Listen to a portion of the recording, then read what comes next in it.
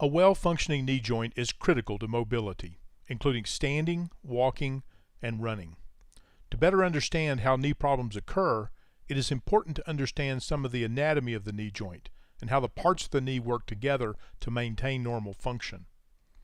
The important structures of the knee can be divided into several categories. These include bones, joints, ligaments, tendons, muscles, nerves, and blood vessels. First, let's define some common anatomic terms as they relate to the knee. This will make it clearer as we talk about the structures later. Many parts of the body have duplicates, so it is common to describe parts of the body using terms that define where the part is in relation to an imaginary line drawn through the middle of the body. For example, medial means closer to the midline, so the medial side of the knee is the side that is closest to the other knee. The lateral side of the knee is the side that is away from the other knee. Structures on the medial side usually have medial as part of their name, such as the medial meniscus. The term anterior refers to the front of the knee, while the term posterior refers to the back of the knee. So the anterior cruciate ligament is in front of the posterior cruciate ligament. The knee is the joint where the femur and the tibia meet. The patella, or kneecap as it is commonly called, is made of bone and sits in front of the knee. The knee joint is a synovial joint. Synovial joints are enclosed by a ligament capsule and contain a fluid called synovial fluid that lubricates the joint. The end of the femur joins the top of the tibia to create the knee joint. Two round knobs called femoral condyles are found on the end of the femur. These condyles rest on the top surface of the tibia. This surface is called the tibial plateau. The outside half, the farthest away from the other knee, is called the lateral tibial plateau, and the inside half, closest to the other knee, is called the medial tibial plateau. The patella glides through a special groove formed by the two femoral condyles called the patellofemoral groove. The smaller bone of the lower leg, the fibula, never really enters the knee joint. It does have a small joint that connects it to the side of the tibia. This joint normally moves very little. Articular cartilage is the material that covers the ends of the bones of any joint. This material is about 1/4 of an inch thick in most large joints. It is white and shiny with a rubbery consistency. Articular cartilage is a slippery substance that allows the surfaces to slide against one another without damage to either surface.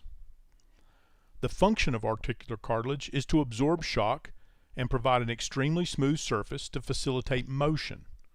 We have articular cartilage essentially everywhere that two bony surfaces move against one another or articulate. In the knee, articular cartilage covers the ends of the femur, the top of the tibia, and the back of the patella. Ligaments are tough bands of tissue that connect the ends of bones together. Two important ligaments are found on either side of the knee joint. They are the medial collateral ligament, or MCL, and the lateral collateral ligament, or LCL. Inside the knee joint, two other important ligaments stretch between the femur and the tibia. The anterior cruciate ligament, or ACL, in front, and the posterior cruciate ligament, or PCL, in the back. The MCL and the LCL prevent the knee from moving too far in the side-to-side direction. The ACL and the PCL control the front-to-back motion of the knee joint. The ACL keeps the tibia from sliding too far forward in relation to the femur.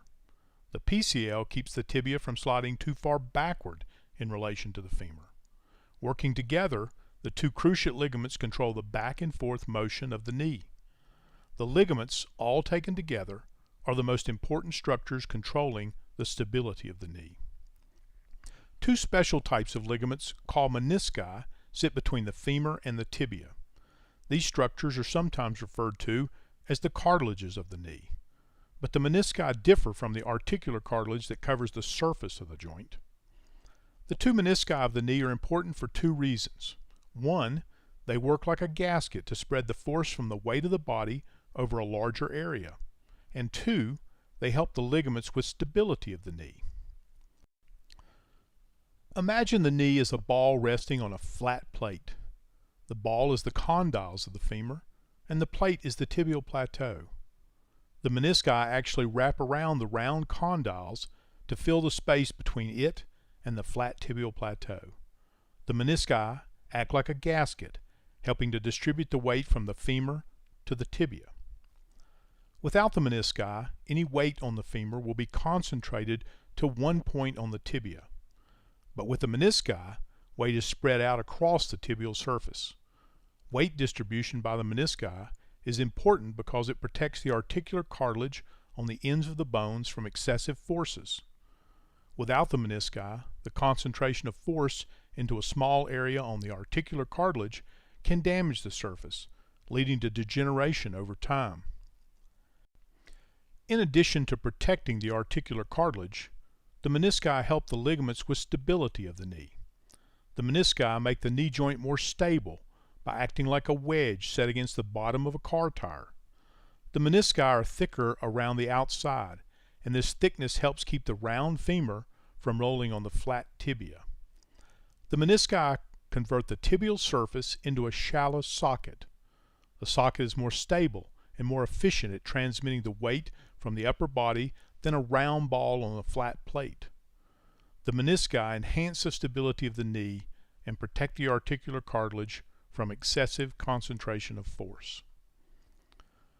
Taken all together, the ligaments of the knee are the most important structures that stabilize the joint. Remember, ligaments connect bones to bones.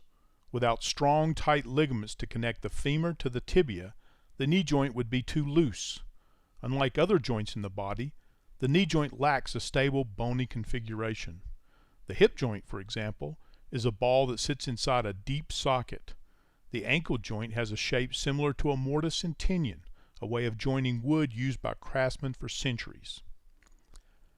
Tendons are similar to ligaments, except that tendons attach muscles to bones. The quadriceps tendon connects the large quadriceps muscle of the thigh to the patella. This tendon continues across the patella, or kneecap, and blends into the patellar tendon. The patellar tendon connects the patella to the tibia. The hamstring muscles on the back of the thigh also have tendons that attach in different places around the knee joint. These tendons are sometimes used as tendon grafts to replace torn ligaments in the knee joint. The extensor mechanism is the motor that drives the knee joint and allows us to walk. It sits in front of the knee joint and is made up of the patella, the patellar tendon, the quadriceps tendon, and the quadriceps muscles.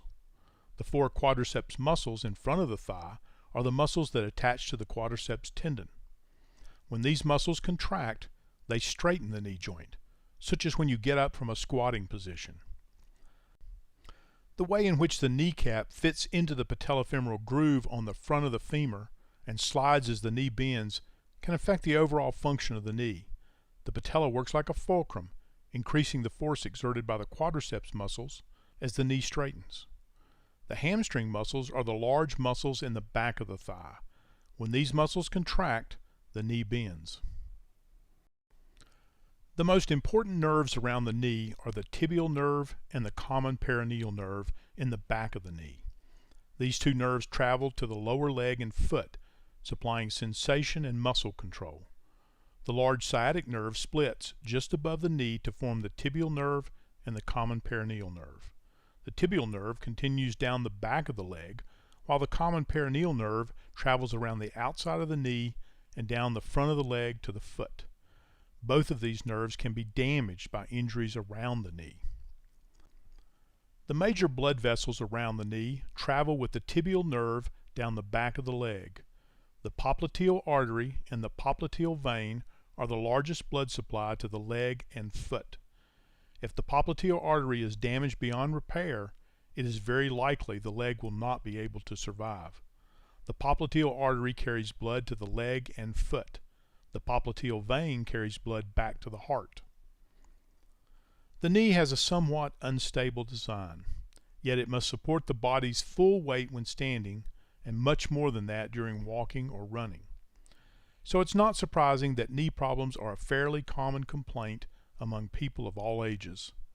Understanding the basic parts of the knee can help you better understand what happens when knee problems occur.